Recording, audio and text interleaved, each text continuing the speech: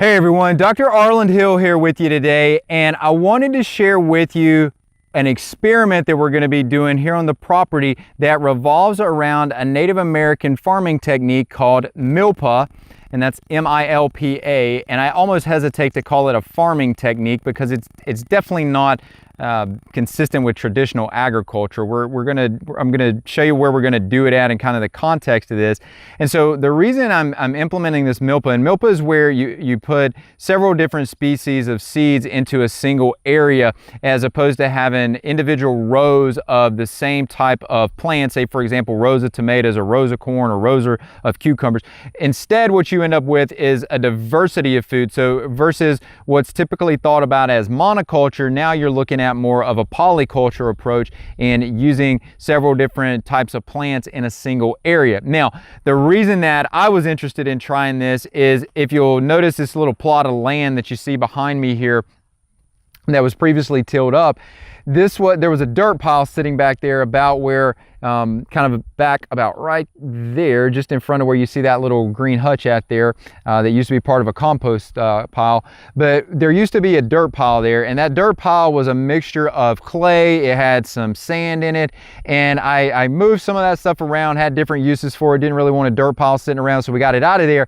But if you just look across the land here, one of the things that you'll notice as we walk across, looking in the background there, you'll see you've got some clay still sitting out there that's mixed in. You've got the sand that's further off in the back. So I wanted, and one of the other things that's interesting about this is that this has been, this land was broken up. It was plowed under probably about a month to 6 weeks ago at this point.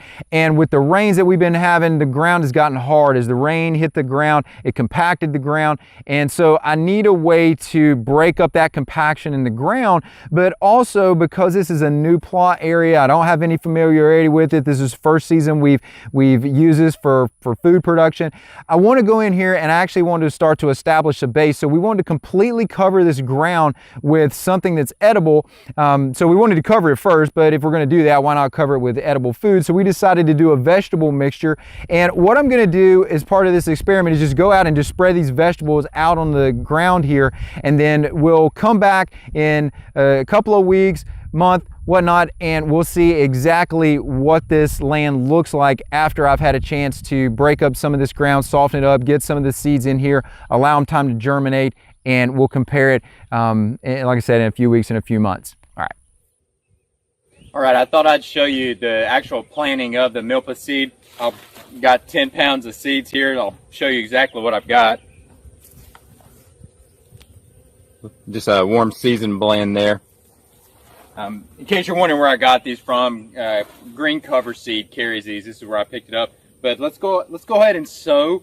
This is about 1/10 to 2/10 of an acre. So I'm just going to use just hand broadcast these out and get them out here. So let's do it.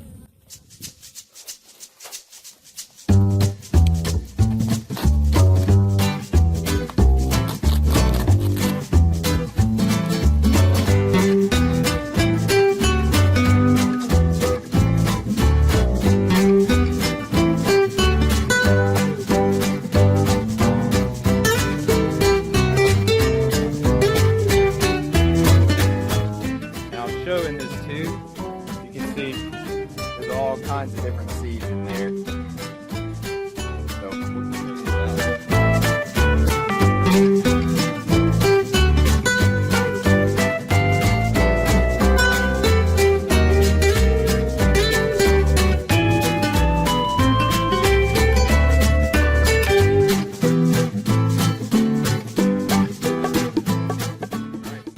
cover these up.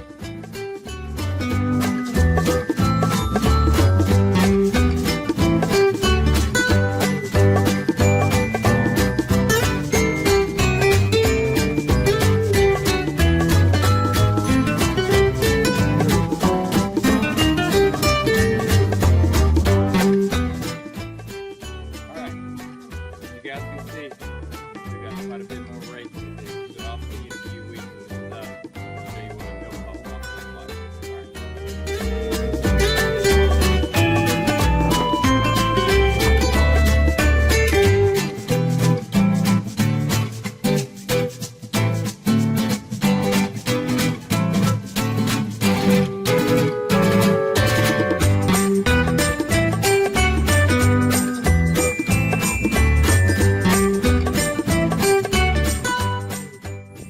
right, so today is June 20th. We've had this MILPA in place for just over 2 months now.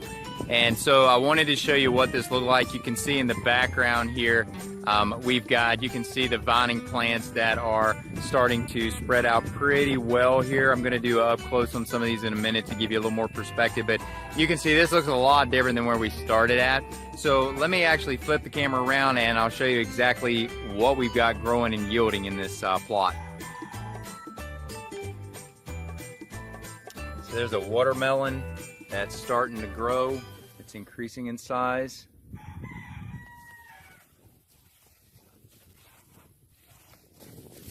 We've got ears of corn that are coming off here.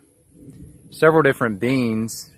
I'll show you on the beans here. You can see we've got several different beans that are starting to come out here. And those are really scattered everywhere throughout this. There's several different types of squash that have been yielding in here. I'll show you some of these flowers. You can see we've got a squash bloom here. There's actually another one. And so there's several different ones of these that are scattered throughout, different types of squash.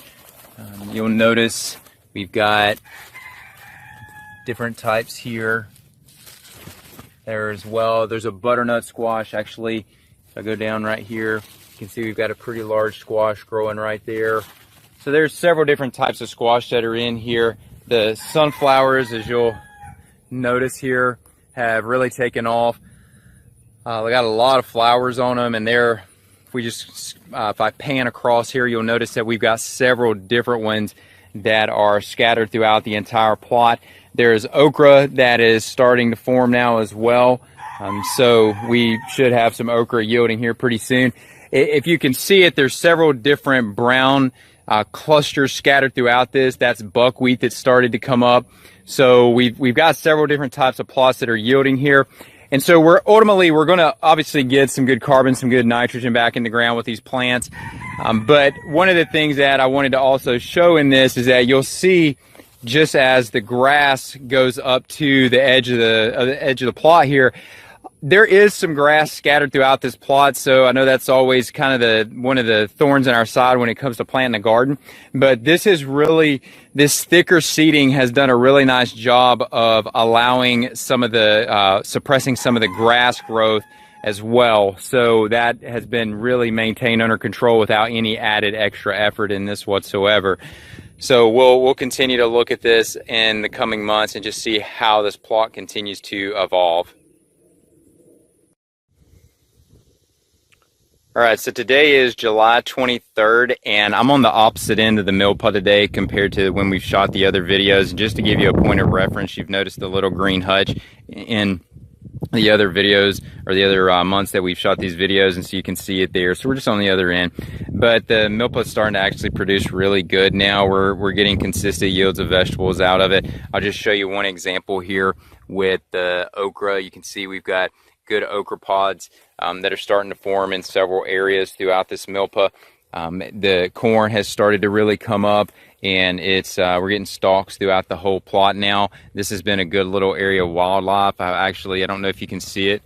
There goes my dog. She just found a rabbit that's literally running right at my feet, if you could see that. So this has been a great area for wildlife. I usually end up kicking doves up out of this area about every day. So it's attracting wildlife in here. The beans in this area have been really good. We've gathered up several different beans in here as well. And with the dry weather right now, this has been a really good plot, because with all of the biomass here shading out the ground, it's allowed the ground to stay pretty dry, or not stay dry, but to keep some of the moisture down and not dry out. So these plants are continuing to flourish when some other plants with more of traditional types of cropping techniques have begun to suffer at this point. So that's where we're at through the heat of the summer here, at about the 3 to 4 month mark in terms of what this MILPA is looking like, and it's still on track to do what we were expecting of it to do, with giving good ground coverage and being able to get some yield out of it at the same time.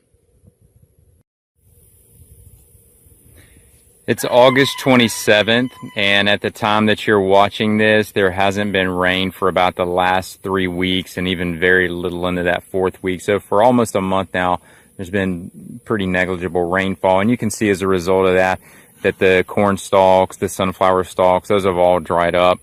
But even with that being said, there is yield of still some of the various squash varieties in here. The spaghetti squash are still yielding, and there'll be several of those that'll be able to be picked out and that will be edible. The okra, I'll show you some of the okra pods here. They've been consistent yielders. These are the Clemson spineless variety, and those have been consistent yielders even at this point, letting some of those dry on the stalk so that we can harvest those for future seeds. And there's a couple of peas that are scattered throughout this. We picked a watermelon out yesterday that was pretty good size, that was ripe. And then one of the surprises that we've had in one of the drier areas through the middle of the MILPA has been this acorn squash. And you'll notice that this is a pretty nice acorn squash, has good color to it as well. So that should be a good squash anyway. But point being on this is that the MILPA at this stage has produced as we would have expected. It's done a good job of keeping the ground covered, which was the original intention behind putting this in the first place. So pretty pleased with where we're at currently at this point. All right, so it's December 2nd today, and obviously there's been a couple of months since we showed any of the activity in the MILPA, and a lot of the reason for that is that a lot of the plants were going dormant, and we were just waiting for the ones that were in there to give us any final yield, and then to allow some things, for example okra, to reach the point where they were just going to be able to produce seeds, or we would be able to pull the seeds from them. And so they obviously reached that point. And now what we did after we had our first killing frost, which was about November 14th this year, is we got the animals in here. We started out with the donkeys. There's quite a bit of biomass in here at the time that we put them in. So what they've done is they've significantly taken that biomass down for us. And this has just allowed us to completely use the MILPA till its fullest extent. They've in turn providing some manure, started to put that down. And now what we're gonna do next is get the chickens in and let them finalize the process here for the year with the MILPA. And finally, the last step for the MILPA for the year is we've got these chickens introduced. Want one of these guys to help get the ground tilled up, finish up where the donkeys left off. They'll have some forage here still to work with, to use. And we got these, some of these layers that we're bringing up right now. We've got them in the chicken tractor so that they can put some direct pressure on individual spots as we move them. And then we've got a couple of our older, more mature layers that are out, and we're gonna let them free range through this and go ahead and finish using the resources that are available to us, as well as put down their manure and prep the ground for the next crop that's coming in here. So for the MILPA, we've had a lot of success with this. There's been a lot of advantages. We've had the ability to, my original intention, if you'll remember, was just simply to cover this ground up to help rejuvenate the ground. And we've actually found that it's been able to do a lot more for us than just that. The cost of what I had in the seeds, we far exceeded the cost of the seeds just in what we were able to pull out of it and use for food. Not to mention that we have several seeds for the coming year. We've got okra, we've got corn, we've got several different types of beans that we have to turn around and replant for next year. So it's been, in my opinion, a valuable asset for us to do this, and it's actually something that we're going to continue to experiment with, and in the future years look to use some alternate seeds incorporated in that weren't specifically a part of this MILPA protocol. So maybe that's something you can try for your farm. I appreciate you taking the time to go through, see how this experiment played out. Look forward to joining you in future videos. If you like the information, make sure you give it a thumbs up. If you think someone else that you know could benefit from this and know and understand about real food and just how easy it is to start growing your own food, let them know. Make sure you share it with them. I appreciate you joining in and listening. I'm Dr. Arland Hill.